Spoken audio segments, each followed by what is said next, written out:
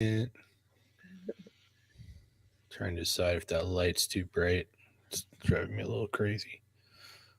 Oh, we're broadcasting. Welcome back to another episode of these crazy people who just eat meat. Can't stop talking about it. It's Janice back again. And me, of course. The usual suspect. So, anyways, how you doing, Janice? How's all that yoga going? What are you still doing it twice a day? I'm doing classes every day. So every morning I go to the gym at 6 for a class. So it's alternating between sweat. One's called sweat and one's called toned. And then I do hot 26 yoga as well, but usually at night or on the weekend. So yeah, I've been working out every day, feeling good. So the carnivore is helping me recover quicker. I think I don't feel like I don't really feel sore, which is kind of crazy because I'm kind of just working out all the time now. But one lady described, I was trying to figure out like what am I actually doing.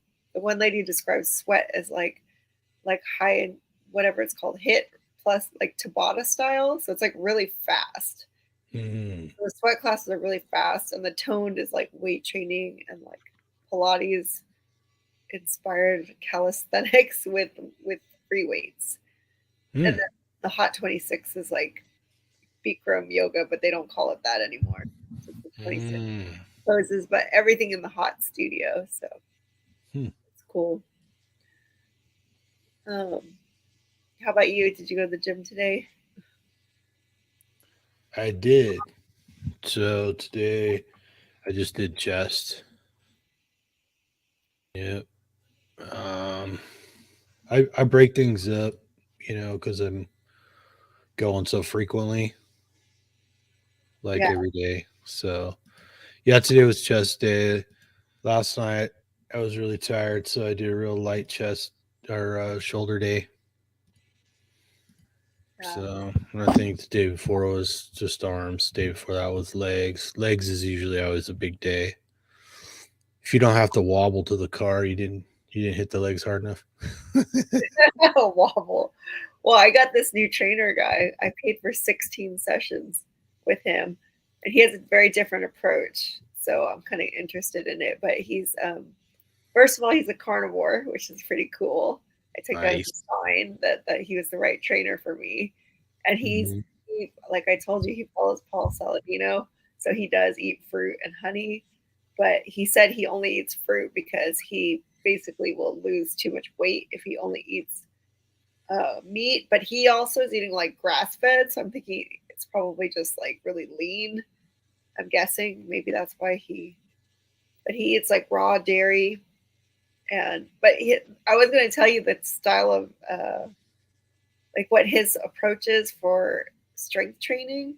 Like his thing is all about like longevity. So he wants you to be able to activate, like use 100% of your muscle fiber, like by making the brain connection to the muscle.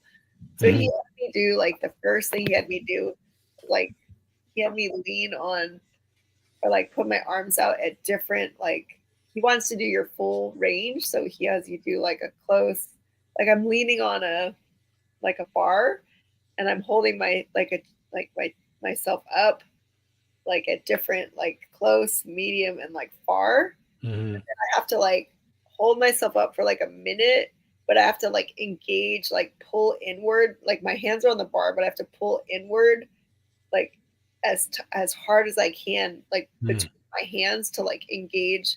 So he had Mhm. to engage your middle chest, your upper, and like up here Mhm. by doing those different points, and it was like so hard to do. Like I feel like I couldn't like I was gonna die. So it's so weird because it's not like traditional, but he wants you to be able to activate like all the different muscles in your body and make that really strong connection between activating the muscle fibers by with your mind body connection. So it's all about like really like slow and like mindful versus like power, I guess. But it hurt so bad. It was like I was doing this, like holding that bar, and I've like never felt these muscles before, like here. I was like, what is that? Let me say hello real quick, and then Oh, let's circle back to that. So, Dad, you are good evening. You were the first to pop on, and then Michael Maj is here. I'd say it's Kevin Smith, I think his name is, but Justin would shame me for doxing him. So, what's up, Kevin? So, anyways, yeah. So, what you said about I'm used to calling it recruiting more muscle fiber oh, because when you're just lifting, you're only using like half your muscle fiber normally, yeah. and if you're in a fight or flight situation, you can engage more muscle fiber, Hmm. but you run the risk of injuring yourself. Let's say hello to Robert Wadlow. It's good to have you, Robert. I know Robert's been here before, but I haven't seen him pop up for a while, so it's good to see you again. So, anyways, a lot of guys, like if you watch the videos where Eddie Hall breaks his record for, like he does like a, I don't know, over 1,100 pound deadlift or something, Yeah. and he said that the way he did it, aside from weightlifting, was he had a, a therapist train him to uh, create a scenario in his mind where like his family's getting murdered or something, Whoa. in order to overcome the normal limitations to how much muscle fiber you can recruit. Wow. And he did that to break a record, right? Hmm. Where and he's definitely in that realm where he could easily injure himself. And he's in a tremendously large human being. So, Wow. but yeah, so um, one of the arguments I used to get into with Raymond Nazon, not Raymond, Yeah. Yeah. was like when we were doing all these push-up. What's that? Because you said argument. I knew it was Raymond Nasal. We used to do these push-up contests. Me Yeah. and him and Justin and BNS, I think, for a Yeah. while. There might have been somebody else. We were doing them all the way until the beginning of COVID, maybe like 6 months into the COVID lockdown. We were still doing them. We were just always trying to outdo each other. First it was like 100 a day, then we were getting up to 200 a day, and somebody got to like 360 a day or something. What? We're finally like, screw Wow. this. Nobody has that much time. So, but I would do them at different angles. I didn't do them all just flat. So everybody has it in their head that if you're not doing a flat push up with your hands flat on the ground and your chest isn't bouncing off the ground, you're not doing it right. Right. And to me, that makes no sense. I mean, if you hear guys in the military, whatever, when they have to do push-ups, there's really strict requirements for people doing like, some sort of contest. They have all these rules and stuff. But I found that it was clearly made sense to do push-ups at different angles because it allowed you to recruit more muscle fiber. You not only get strength gains, but you start seeing more muscle development in muscles you wouldn't normally see, and it made total sense to me. And again, I think I mentioned to you that book by Mark Ripizzo, Starting Yeah. Strength.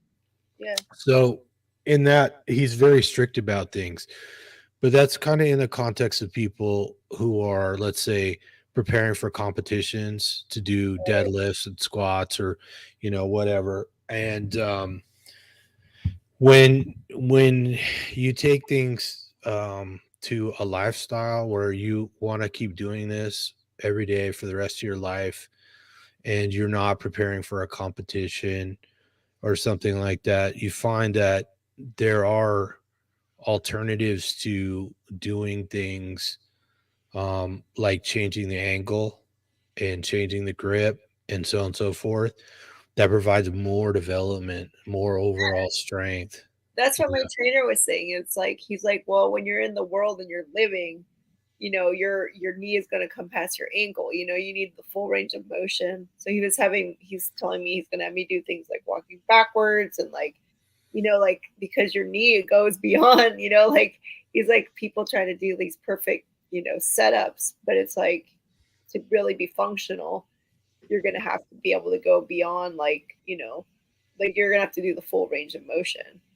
And like in our classes, we do all these, like you're saying with the push-ups, like we did these like diamond ones, like we do all these, like they make us Mhm. do all these like we like where you're just like slightly changing the angle of everything, like all these different calisthenics, like Pilates things where you're just doing like these tiny pulsing, and like you're just like constantly changing everything up so that you're like using all these different muscles and like different angles. And it's like, it's weird because sometimes I'll be so fatigued, right? Like we're doing all this glute stuff, and then all of a sudden like we switch it up and it's like, oh, I feel like I have new like energy because we're like using different muscles at a different angle, and all of a sudden I'm like, oh well, that's not tired and that's not sore. So it's kind of cool. Like some of these women, I mean, I don't know how strong they are, but we're using free weights, but they are like very sculpted. Like their muscles are like, you can see like all these different like muscles like sticking out, where I'm like, what is that? I've never seen that before, you know? So I don't know whether that's just an aesthetic or whether they actually are strong, but it's definitely Yeah. very slick. Well, Look. I mean, for one, in order to see the muscle through the skin, you have to be super lean. Yeah, they're very lean. Well, So, women in general aren't as lean as men. But there are some women that are just lean. yeah. And then there's a lot of women and men that have fat removed. Um, the use of testosterone is very common in women and men. Wait, what? Oh yeah, What do they do? the use of testosterone. Like to have fat removed? To be leaner and have bigger muscles. Oh, to be, oh, interesting. Yeah, and of course there's all kinds of other sort of pharmaceutical interventions for that, all the way up into steroids. So that kind of stuff, and people that, particularly people that compete or, make a living off their body, Yeah, including trainer. I mean, a trainer's real business card is their body, right? yeah, totally. And then of course secondaries are successes, but stuff like that is really, really common. So um I mean, like I said, some people are natural. If you're going for that super lean look and getting muscles to really pop through the skin, then it's very common to use everything from hormones, peptides, steroids, you name it. Oh, So, well, um, go ahead. Sorry. I was just going to go back to the push-ups real quick. Yeah, So, I initially noticed that I started getting a lot of wrist pain and hand pain if I did a lot of push-ups flat on the floor. yeah, So I started doing them on dumbbells, right? And one of the things is I noticed that if I rotated the dumbbell a little bit at a little bit of an angle and yeah, then holding on to the dumbbell, and I usually find the dumbbell with the fattest handles on it I can, yeah. then I could do way more push-ups and not have, See that? soreness the next day. 'Cause you're And at, then out of convenience, I started doing them on a concrete curb. yeah, And I was like, oh, okay, this works really good. And you could do a little bit more because you're a little bit of an angle. yeah, And then I started doing them on stairs too, because that was even more convenient. There's more stairs around. But then when I started realizing like doing them even upside down the stairs, mhm. I was engaging more muscles, and I noticed like shoulder development was tremendous. But then you notice too, like your core stability and everything increases. Interesting. Well, that's what they make us do, all kinds of that weird stuff where you have to like, they keep you like so that you can't balance. I mean, you can't rely on, like, you have to be using your core.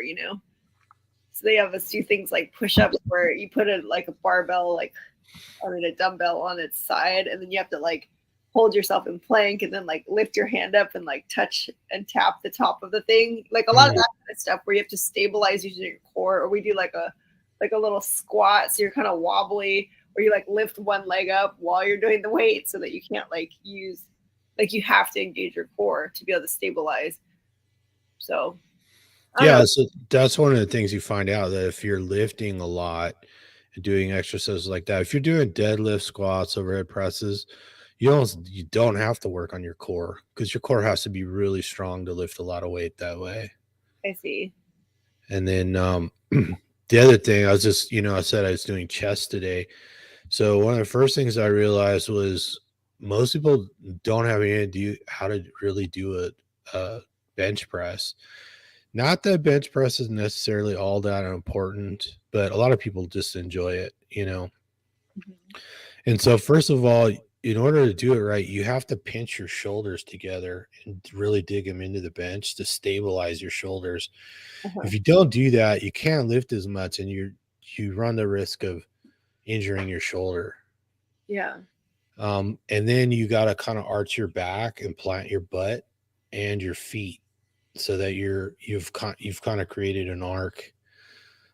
And then anyways, and then I think it's really important to do that at different angles. So, when if you just were laying flat on your back and pushing straight up, you're not going to develop near as much strength as you will if you do it at different angles and do it with the correct sort of posture where you pinch your shoulders, dig them into the bench, plant your butt, arch your back, and plant your feet. And you notice when you do that, you are definitely engaging your core. I mean, in your feet, you feel it. You can feel it in your feet. So, anyways, same thing like we were talking about push-ups, doing that, and of course, grip width and angle and everything allows you to engage more muscles and develop more strength and recruit more muscle fiber. Yeah. It's pretty cool. I mean, I don't know. I'm just like noticing a lot of stuff that I never really noticed before now. So, And but I use the machines too. So like they have those machines, where you grab and you pull them in, yeah. stuff like that. And there's one where you press up. Um, what's the other one like? There's three other machines I use on top of the bar, and then if I can, I use the cables. The cables really allow your hands to move freely, Uh huh. and the restriction of the bar is actually a negative, Yeah. as common as it is, and it's once I mean, try and find a gym that has bar dumbbells that are over 100 pounds, and so you can do bench press with free weights, but it's hard to find dumbbells to do them with that are over 100 pounds. So if you're already, I mean, person my size is nothing to bench press over 200 pounds, right? So that the limitation with the dumbbells is that they're just not heavy enough. And then trying to get on the bench with two 100-pound dumbbells and then get them in position and then at the end when you're really tired, you wind up just dropping them and they roll over and crush somebody's foot. So Oh my god, that's horrible. Like we were doing the little like kettle like what with the dumbbell like a swing, and I was just holding like an 8-pound weight, and I was worried I was gonna accidentally let it go and like throw it at somebody because we're really crammed in there. I've had that thought before too when I'm like, trying to swing oh, a I was like holding kettlebell. on to that tight, thinking, oh my god, I don't want to hit somebody with this. I don't want anyone to hit me with theirs either. But yeah, I tried the. Have you seen? Do you guys have the Wedgwood treadmill? It's like the curved one that's self-propelled. It's pretty cool. I tried it today. I didn't run. I just walked on it. I But tried one once at the store. it's really neat. I like the way it has Yeah. the texture, and it just feels a lot more natural. So I'm going to start doing that. Joe was asking me if I'm starting to jog or run yet, and I haven't started really. I mean, I ran a couple miles a couple times, but not like really. So, but I want to Yeah, try it on that wedge thing. Or that'd probably be the way to do it because regular treadmills tend to cause problems. They're yeah, just kind of unnatural. Yeah. I feel that way. They are unnatural, but this thing felt pretty freaking cool. It felt pretty natural, you know. I mean, it was a little hard to like stabilize because you can get going and then you lose control or whatever. I've fallen off a treadmill many, many, many times. Oh, really? Yeah. That's cool. Yeah, I fell off one time at the gym and the lady next to me started crying. She's like, I didn't know what to do to help you. And I was like, oh, don't worry about it. I do it all the time. Oh my god, she started crying. that's I'm sorry, but that's just weird that like she cried If I had video of that, I'd be a millionaire.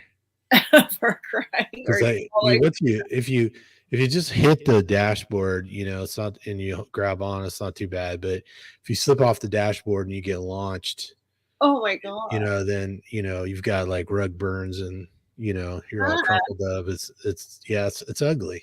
So oh god. I've never well, seen it. Jules is here. Oh, Jules, hi. Robert says I ate some salmon sashimi tonight That sounds so with the skin roasted in the oven. Good collagen and nutrition. good. Yeah, maybe we all evolved from bears because we all like salmon. Ooh, do you ever watch the Brooks Falls Bears? Just they're eating, like catching them. They have the little web camp in Alaska, just watching them trying to catch salmon. It's pretty funny. I have seen that. The fish are struggling to get up the waterfall, and then there's a bear waiting for them at the top. Yeah, they're not very good at catching them, I gotta say. They're like they just stand there for hours, right? They're not doing very well. I thought bears would be a lot better at catching. I don't think bears really have to work hard at anything. They're not used to that. The I effort. mean, they pretty much do whatever they want to do because they're bears. That's true. Have you ever seen that bear dragging the moose into the woods? No. You see this moose next to the road with a broken leg, and just looking around. Here comes a bear. And Uh-oh. the moose is much bigger than the bear, and the bear just drags it off into the woods it looks like the bear's barely trying. That's This crazy. giant moose, and it's no problem just to drag him off. So That's madness. I think that's how bears are most of the time. There's just food everywhere. They just take whatever they want. Yeah. Did you want to look at the article then? Are we gonna Yeah, let's look at the article. So came across this article. I guess it was in my news feed or something. And I was noticing that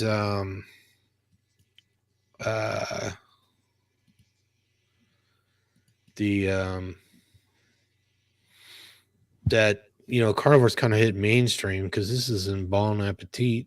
I would imagine everybody grew up seeing this on the newsstand. Yeah. It's kind of a household name, I would think. I gotta clear an alert here because it's blocking Jules's posts. Oh, it says sorry she couldn't make it. Said hi to my Kamash and Robert. That sounds yummy. Coming from a Japanese person, love the sushi and the sashimi. Yeah, I could never get my fill of sashimi. And as you can see here, they kind of made a sashimi ice cream cone and a pork mushroom and a beef piece of bread and a grilled steak lemon, I think, for their artwork on this article. So the article's in Bon Appetit. It's called Carnivore, Lion, Animal Based, Inside the Extreme World of All Meat Diets. Extreme. Oh my I goodness. think it's Sam Stone. Sorry, the resolution is not awesome on the screen, so it's hard to read. It's very, very tiny. But I think it says Sam Stone, May 24th, 2023. And it's in Bon Appetit. For those of you who aren't used to the name of that, it's French. So it's BON space APPETIT, Bon Appetit, which means good appetite. So, anyways, the article basically mentions a few of the favorite suspects. This article is part of a mini series called Anxious Carnivores, a mini series about the changing culture around meat consumption. Despite growing pressure to quit meat, many Americans can't do so, but they're getting wider and wider. Does this say wider and wider? Is that what that says? I think it says wider about how they eat it. Weirder. Oh, weirder. Weirder and weirder. It's a weird font. It's kind of hard to read. I'm pulling my dyslexic card. So, anyways, let's see if I can kind of zoom it up more. See, the ads don't shrink. Darn ads. Anyways, yeah. So I think it's cool. Oh, hi Casey Olton. Nice to nice to have you here. I don't remember seeing Casey before, but that's great. So, anyways, it's the usual thing. Me and Janice were talking earlier about why is this part of a mini series called The Anxious Carnivore, and I'm guessing that's because there's that strange sort of uh, competition between ideas, right? We're all kind of raised to think meat's bad, plants are good, and yet here come all these people that are just eating meat. And I know me and Janice are pretty steeped in the whole carnivore lore, so we understand why we think meat's a better food source, better source of nutrition. Of course, most of the people listening are probably well steeped in it, but if you're not, I mean, from an evolutionary standpoint, I'm convinced that we ate meat for a million years, and there was very little or no plants. Of course, that's backed up with things like the stable isotope studies done at the Max Planck Institute, where they can tell what animals, including humans, ate by extracting stable isotopes from their mortal remains, whether that be teeth, bone, collagen. And yes, for the skeptics out there, collagen can persist even in a fossil for up to 40,000 years. So most of that collagen that's found is probably more like 10 to 20,000 years at the most. But collagen's an important protein. We'll get back to that later. And if you want to leave a nice fossil record of what you ate, make sure you got some healthy collagen in you. Eat lots of salmon sashimi. Hi, Christina. So the whole thing, other than all these anecdotes that we read, I mean, what's your main leverage when you're talking to people about carnivore? I mean, why do you tell them you think it works, Janice? Well, I don't know. It's funny you mentioned that because this guy at work, he's still carnivore. And I was out to happy hour with some friends from work, these girls.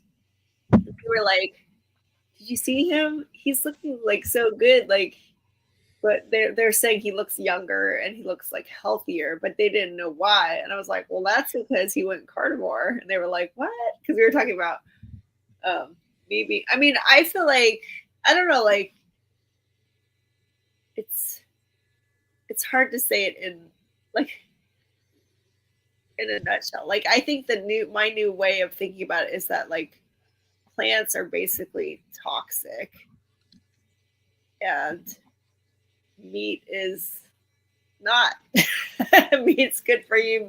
I mean, I've been using the line of reasoning that when I talk about poop a lot. I think I tell people if you think about eating like a big old plate of vegetables, everything comes out the other end, right? And it feels crappy all the way through. You're gonna be gassy and you're gonna have like, you know, a really upset feeling as it goes through your system.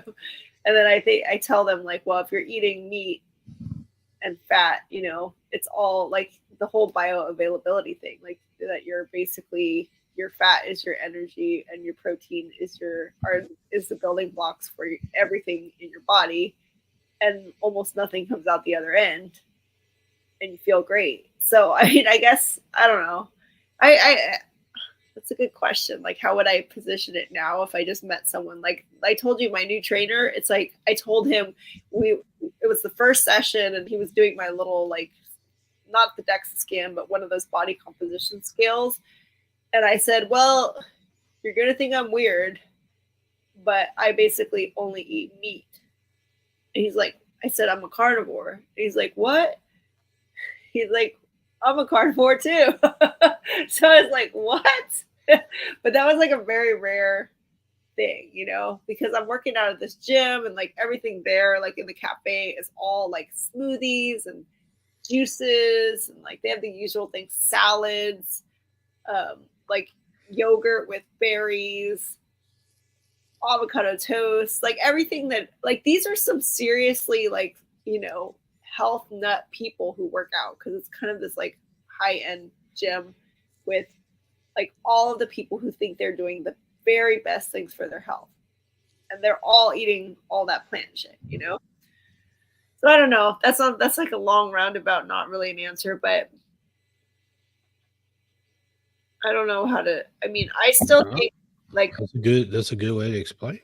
but the best I ever felt was, you know, just thinking about like the lion diet. Like the best I ever felt was like when I did my 90 days of ribeye. And now it's like, well, I eat like beef, bacon, butter, and eggs most like almost entirely, and I feel fine. But I know I could feel probably better if I just did, you know, like I probably could feel better if I tightened it up to like more beef. Hmm. I don't know. What do you tell people? Well, I mean, I start with the fact that, you know, I had arthritis really bad and, you know, I was already eating quote unquote healthy, right? I was eating all the spinach and basmati rice and, you know, I ate meat, but it was a lot of like chicken breast and maybe some sirloin sometimes and fish and stuff like that. And then I ate fruit every day. You know, eat an apple a day keeps the doctor away, right? You see at least an apple a day. You know, not too infrequently a banana or an orange or whatever, grapes and berries and stuff. And I noticed that when I ate them, my joints hurt worse. You know, it became abundantly clear. Like eat an apple, and you know, within half hour, my joints really hurt. Wow. And I was like, "What the hell's going on?" You know, and maybe I'm just allergic to apples. You know, maybe it's the wax they put on them, you know, or whatever. Maybe it's the pesticides, you know, you fight it, you know, and you're like, because I'm eating all this weird, this basmati rice. In fact, I got a basmati rice bag sitting over there. I usually use as a prop to show in videos.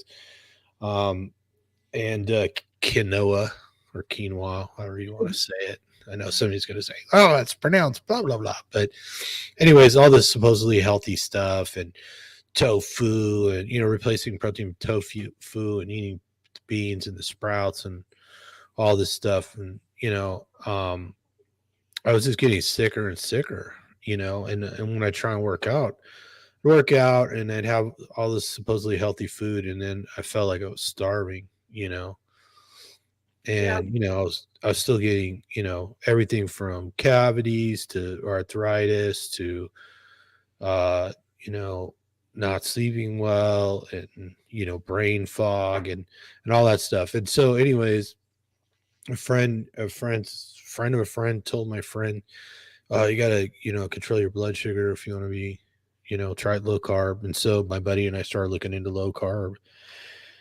and the lower carbohydrate I went, the better I felt. You know, and by the time I got into keto, I realized, yeah, I was in keto and it's moderate protein. I still, you know, as popular as keto is, when I'm talking to people, they don't know what it is. I mean, it's high fat, moderate protein, low carbohydrate. And people still don't know. They're like, oh, you know, oh yeah, isn't that where you eat a lot of meat or something? I'm like, no, that's carnivore. So, anyways, I was doing that, and then I was just like, and what happened? I was cooking some bacon, and I was like, what happened if I just ate this whole package of bacon? And I ate it, and I felt fantastic. And then I started going, That Yeah. was right around the time I discovered World Carnivore Tribe, which I'm not in. So, feel free to post my videos in there for me. And I met Sean. So I did when I was in World Carnivore Tribe, I didn't even realize that was Sean Baker's, you know, YouTube group. So, anyways, it started, you know, learning about carnivore after reading all these low carb books, you know, lots of Gary Taubes and Nina Teichel's and Maria Emmerich and on and on and on, you know. And so I've done I'm going to do another, I'll do another video on books. If you want to do it with me, we can set it up. We're just going to go through the book titles that I've collected. I do a lot of audiobooks. Caveat slash, for people who don't already know this, I'm dyslexic, so I don't actually read that much. In fact, articles like this, I spent like an hour trying to get get one device or another to read it. Oh. So, anyways, that's how I consume a lot of the literature is usually audiobooks. But anyways, so and I started doing this channel basically reviewing books. So Oh, I didn't know that. yeah, so there's a lot of good ones like Studies in Deficiencies by McCarranson, and of course, um, Fat of the Land by Wilhelmner Stephenson, and Sean's got his book, Carnivore book out. Of course, Saladino's got his out. Um, God, I'm sure I'm forgetting a whole bunch. But anyways, I started going through the books, and then I became convinced through so many different angles that we evolved to eat meat. And that's, for me, that's the essence of everything is evolution. It's like um pre-humans and humans basically the more human we became what we are. What's wrong? There's a big fly flying around that came in when I opened the door today. Ew. Go away. Sorry. Pesky fly, huh? Yeah, so after all that reading and stuff, I think that we evolved eating meat, and then we are the way we are because it's what we ate. Well, yeah. I mean, I didn't even go into like, a lot of times I'll tell people I was vegetarian for 10 years and my health just completely deteriorated. And then, I tell them, oh, I've been eating meat for 4 years and I feel phenomenal. And also just like people who know me know the difference. Like I'm kind of like someone. I mean, originally I started because of Jordan Peterson, and then hearing him talk about Michaela Peterson, and I thought, like, I'm the kind of person like her that I cannot eat another way. Like I will be mentally ill if I don't eat this way. So I would rather eat this way no matter what anyone says, no matter what they tell me I'm gonna like drop dead or whatever. I mean, I'll just keep eating this way no matter what. Mm-hmm. But then this guy, my trainer, got me thinking again about whether it matters with like the grass fed thing and all this because like Michaela Peterson doesn't eat grass fed, and I don't either. I don't like the taste. Like I like fatty, regular beef. So he got me thinking again, like, oh, maybe I should try to eat cleaner, because of the omega 6s or whatever they say, and the estrogenic effects of the, corn fed or soy or whatever. I don't know. But I was just like, we're still better off than like 99% of the population just by eating the way we're eating.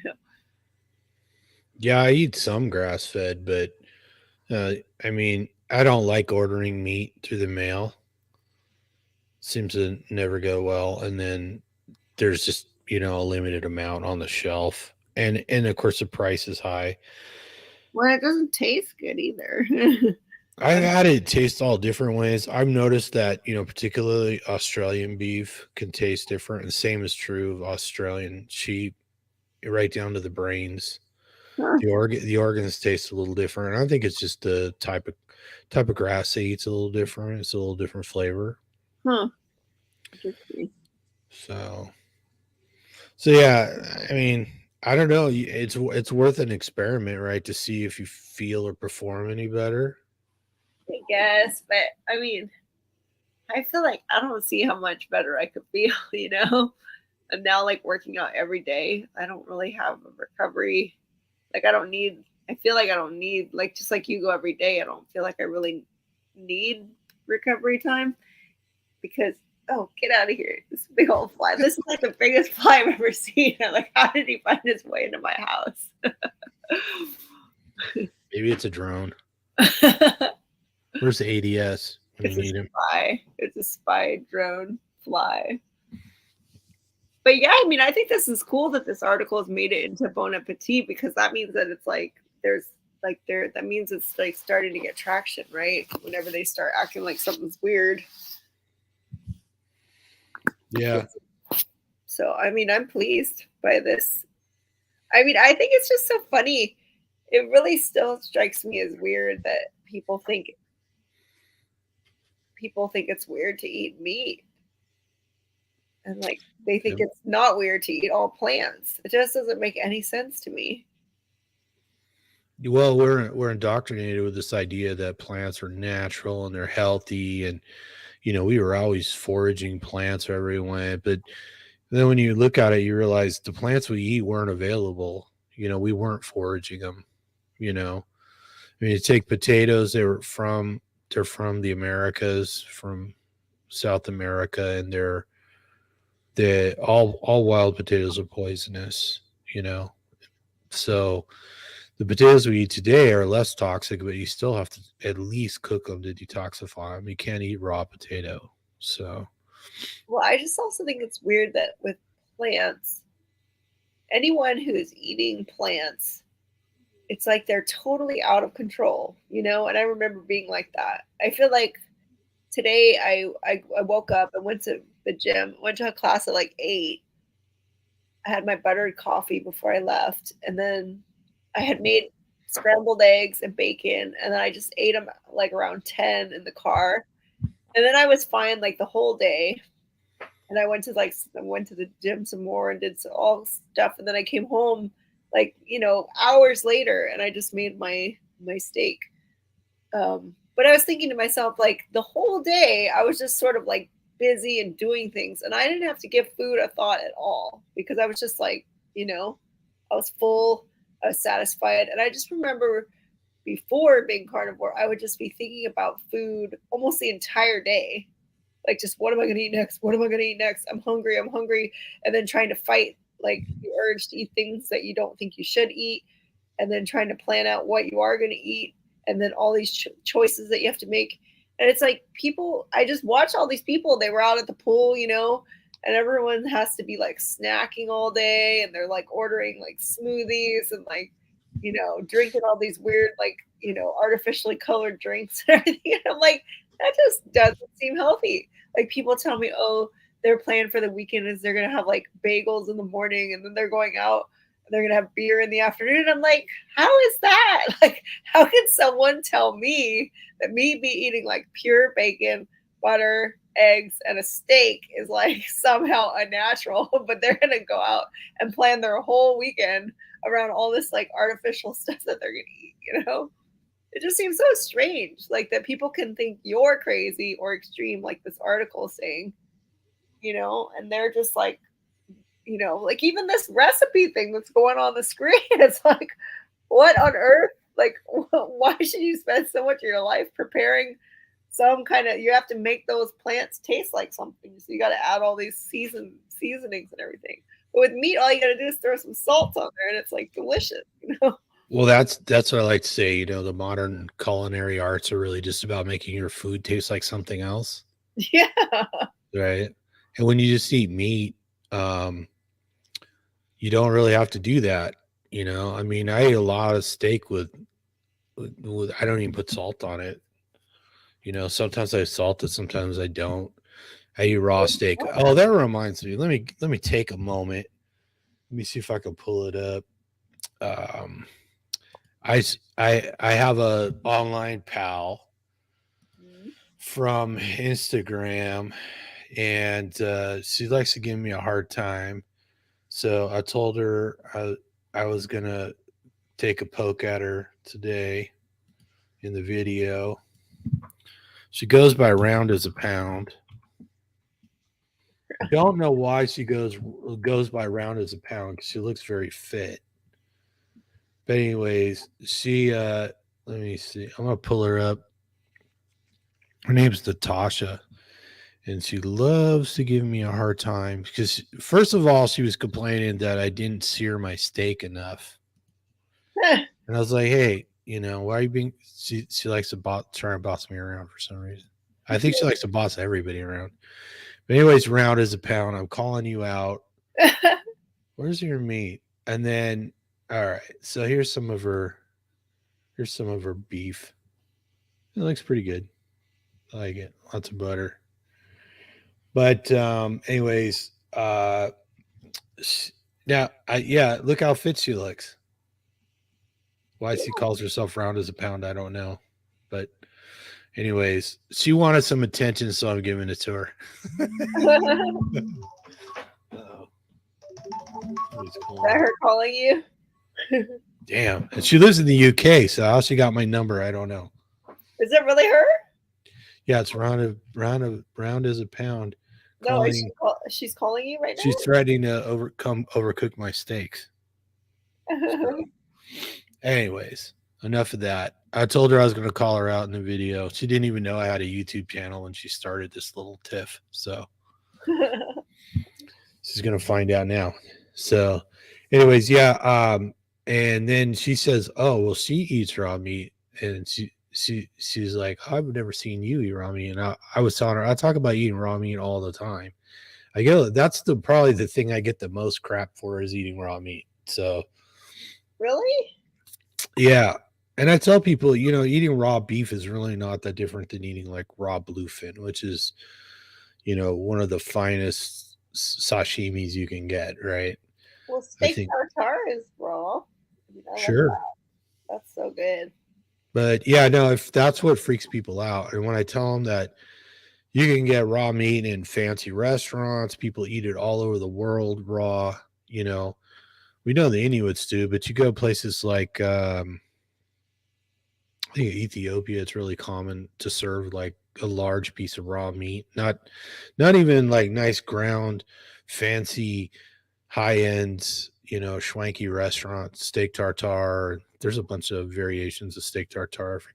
The name eludes me, but you know, um, people eat raw pork in Japan. They eat raw chicken. Raw poultry is dicey at best here in the States unless you kill and clean that bird yourself, because it's really the processing of the animal where things like chicken get contaminated. um, but you know raw pork in Italy and stuff like that is very common. So Pork, you said? yeah, Hmm. I mean, everybody's afraid of pork because the domestic herds used to have in parasites like trichinosis, but that was all eliminated from the domesticated livestock, at least in first world countries, a generation or two ago. So you can still, if you eat wild boar, mountain lion, stuff like that, you can still get trichinosis. But I think bears even. Um, but domestic animal, no. So yeah, I mean, as long as your meat's not contaminated, fresh, livestock, domesticated livestock doesn't have a bunch of parasites in the muscles. So Huh. yeah, I don't know I how mean, you that. go to other countries and then, like, you see them cook a goat. That's like the whole goat goes in one pot, you know, intestines and all. They don't even clean out the intestines. They just cook the whole animal. That Yeah. sounds kind of gross. Yeah, but I mean, if you grew up eating that, you went and didn't know the difference. Yeah, I So suppose. I know I heard somebody discussing they were going to wean the baby off of milk, and they're like, "Well, I wonder what the first thing we should feed her." And I was like, "Well, I was reading this article about people in Africa weaning their babies on zebra fat, but that might be kind of tough to find right around here." So Ew. I'm not that carnivore. No zebra fat. I'm thinking bacon, a little pork belly. Why not? Bacon. Hmm. I've been really into bacon lately. Bacon By the and way, if you want to make Jana smile, just say bacon. I love bacon, eggs, butter. I really think those are my core. Those are my core foods: beef, bacon, butter, and eggs. They're so good. Like they really round out the day because I can eat. I do my butter coffee in the morning, and then I do eggs and bacon like for kind of a late breakfast, and then I do steak, steak for dinner, or ground beef. I've been doing the wagyu. So good. I mean, I already ate tonight, but I'm feeling like I kind of want to eat some more. Oh, by the way, my trainer guy was I don't know what I still don't know how I feel about yogurt. What are your thoughts on like whole milk, unsweetened, A2 cow yogurt? Do you think it has any benefits?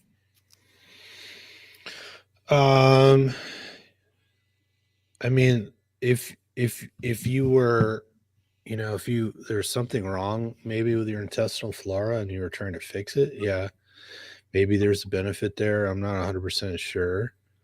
I mean, Mm. if you like it and you eat it and you don't have any adverse reactions, then I say enjoy it. But I think the selling point on all of these, particularly fermented foods, it's like if Mhm. you continually need to replenish your gut biome, then there's something wrong probably with your diet or something, And I get it. Sometimes people get sick or they have to take antibiotics for something or they've been on the wrong diet for a long time. Mhm. But you hear the excuse for everything from apple cider vinegar to kombucha to sauerkraut to kimchi to yogurt to kefir to skier and on and on and on. It's like, I don't think we need it to thrive. And, maybe some people need it as a remedy.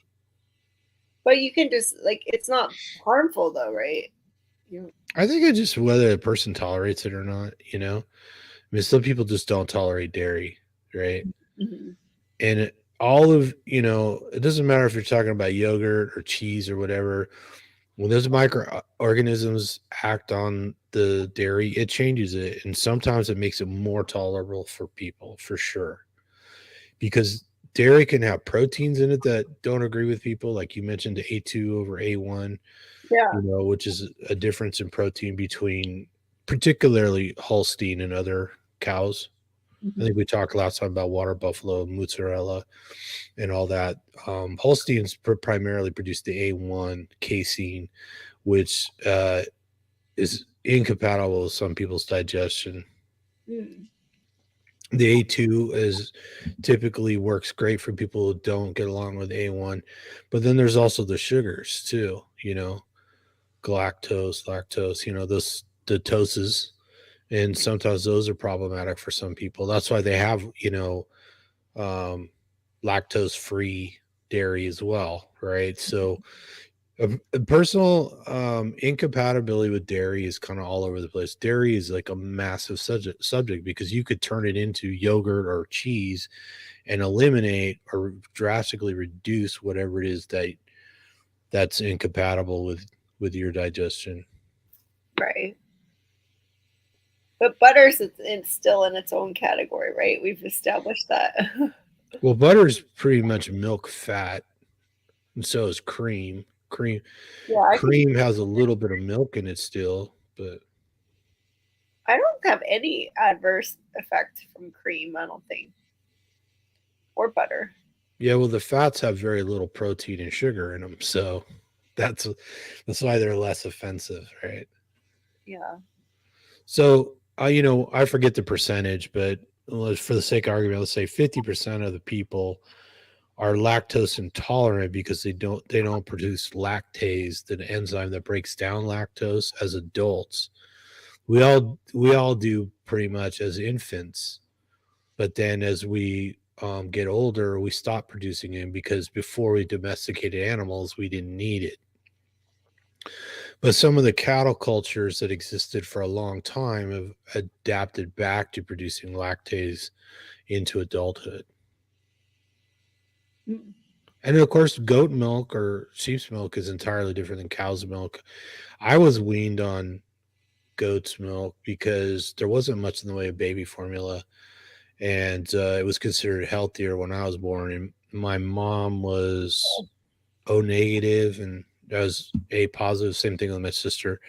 So the blood type incompatibility, created problems in the womb and in breastfeeding. So Huh.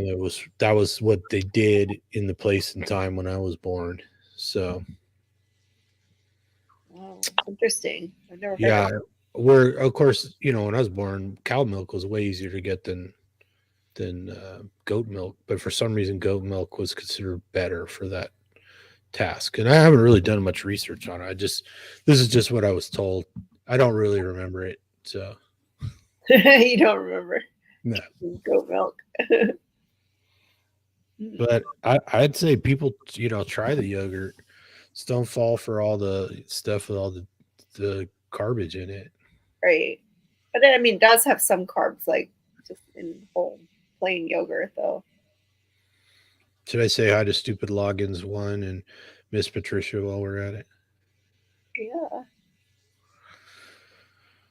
So yeah, dairy's crazy, and I mean, I could go on a diatribe about the origins of the the domesticated animals and all that. And probably sheep were first, but cattle was a close second. And I was reading an article the other day where Egyptian diets historically, until the end of the dynastic periods, were at least 50% auric, which is a type of cow. So, Raven says plain yogurt is yucky. No, it's not. It's not yucky. When you don't eat anything, when you don't eat anything sweet, it tastes kind of cool. Like it's kind of refreshing during the hot weather, I think. Sorry, Tom. He just that's right. threw me off because he said plain yogurt is yucky. I guess it does taste kind of like feet. Tastes like feet. It's got that kind of like sourness to it. I don't know. So feet taste sour. Is that what you're saying? I don't know. I haven't Are you tasted talking about people feet or chicken feet? people feet. People feet taste sour. I don't know. I've never tasted people feet, but it just kind of makes me think of what it might taste like. Have you been chewing on somebody's sock? No, but it kind of seems like a little funky, you know? Learning new things about you all the time, Janice. Yeah, you know how they say, well, I don't know if it's true for you, but I think that like when I was a vegetarian, I couldn't get a tan. And now like when I'm carnivore, I can tan pretty easily. Again, like I could when I was a kid. I don't know if that's related, but maybe not you, Tom. Maybe you wouldn't tan. I burned easy when I was a kid. Mm. I burned easy pre-carnivore period. Now I don't burn easy. Worst I could do is get a little red, and it's like gone the next day. Yeah, me too. Isn't that weird? Yeah. Or maybe it takes 2 days. So yeah, I tolerate sun really well now as far as skin goes. I still can't see out the bright light, but yeah, I tolerate the sun. So Kind of strange. a lot of people notice that, and I don't know if that is just because we're eating beef or because I think Tucker Goodrich made a good argument for it just being the lack of vegetable oils. Oh, that's Yeah, the one thing that I agreed on with my trainer the most was that he said that he thinks seed oils and plant oils are like the worst possible thing for us, and that they're the cause of all of the disease and inflammation. yeah, we can make an argument that sugar causes inflammation to an extent, but it seems like seed oils, particularly, omega-6, particularly linoleic acid, is the biggest culprit. And, they've done a nice job of tying together the onset of heart disease with the introduction of plant oils, or seed oils. We're used to calling it vegetable oil, but where it's really plant oils, plant fats, seed oils that specifically. I kind of like to remember to say vegetable oil because, that's really what people are used to calling it. So, like, if they're new to this whole concept, I like to circle that back because the high levels of omega-6 fatty acids tend to be inflammatory and tend to sort of be at the heart of a lot of disease and probably the primary cause of heart disease. Yeah, that makes sense. So for people new to this story, before 1900, heart attacks weren't even in the medical literature. And somewhere between 1910 and 1920, heart attacks became an epidemic. And that's when we started seeing Not just more seed oils or vegetable oils, but somewhere shortly thereafter, hydrogenated vegetable oils, which seem to really make the problem worse. Yeah, that totally ties in. Makes sense when things went wrong. Yeah, so Gary Taubes kind of tied in sugar as the primary culprit, and then Tucker Goodrich made a pretty good, compelling argument that seed oils probably did as much or more damage than the sugar. And I don't know. I think that seed oils are worse than say maybe Gary Taubes gave him credit for, and I don't really feel like I need to pick a winner. I think the fact that it's hard to tell whether sugar does more damage than seed oils just points out the fact that those are the two primary culprits. Right. And even though we consider carnivore low carb, it's not just that I mean, because you could consume a lot of seed oils with very little carbohydrate if you really wanted to, right? Yeah. But I think it's important to say that those are the two limiting factors. I wish we had a better term for no seed oils and no sugar, no carbohydrate, no carb, no seed oil, or no carbohydrate, no vegetable oil. Let's say. Yeah. It just, again, I go back to how funny it is when people look at you like you're crazy for eating a steak, but then they're out eating like some, you know, some kind of stir fry or whatever, or having some massive dessert. I'm thinking that's totally fine. You're right. If you just eliminate like carbs and vegetable oil and Well, people get into me all the time because I say seed oils, and they're like, "Well, what about peanut oil?" I'm like, "Well, peanuts are a seed." Well, not really. You know, what about olive oil? Well, yeah, it's got a big seed in it. It's yeah, and on and on and on. You could go on and on and on. There's not like a great way to sum it up and convey to people. We're talking about all the plant oils. we You could just know, oil. yeah, no plant oils and no carbohydrates. So I was, I'm going to say everybody can probably tolerate some carbohydrate, right? You know, but um, and if you ate a tiny amount of from plants or seed oils or plant oils, it's probably not that big a deal. But eating it all the time, which has become a major source of nutrition, in modern times, all that packaged food out there, Yeah, not made with lard, not made with tallow. it's just crazy. Well, I think it's, believe it or not, it's getting towards my bedtime. All right. Well, another. I wake up at 4. I wake up at between 4:15 and 4:40, and I go to I Yeah, yeah, I've got an early meeting tomorrow morning too, so I should probably start winding down. yeah, It was good talking to you. I hope everybody out there enjoyed it.